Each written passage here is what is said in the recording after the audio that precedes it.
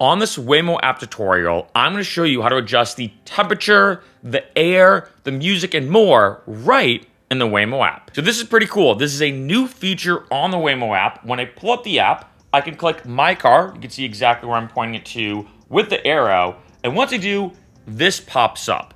Before, when you were driving or being in the Waymo, you'd have to do it on the console. Nope. Now you can do it right on your phone. So I have cabin controls here, so I can adjust the temperature. Do I want to turn it up, turn it down? Then I can also click audio settings. So when it comes to audio settings, in case you didn't know, I already did a video about this. You can EQ now the vehicle. So let's say I want to, as you can tell, this is my EQ settings. When I typically take a Waymo, I boost the bass as much as it can go, and I boost the sub bass or the subwoofer.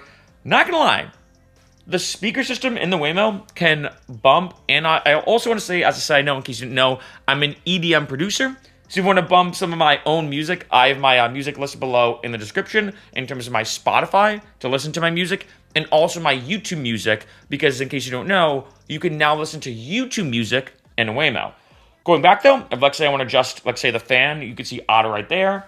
I can go right here, and now I can adjust it in terms of auto, low, mid, high. You can do this all now right within the app. It is that simple and that easy. Now, when it comes to playing your own music in terms of do you want to play Spotify or YouTube Music or iHeartRadio, you do have to go to a different section in the app. I've already done a video about how to do that. But what's kind of cool about this is this main kind of section of the app primarily focuses on cabin controls. Like I said, the temperature, the fan speed, music in terms of the EQing, and a lot more, which means you can pretty much set up the car however you want, whether you do it before you drive or during the car, and you're good to go.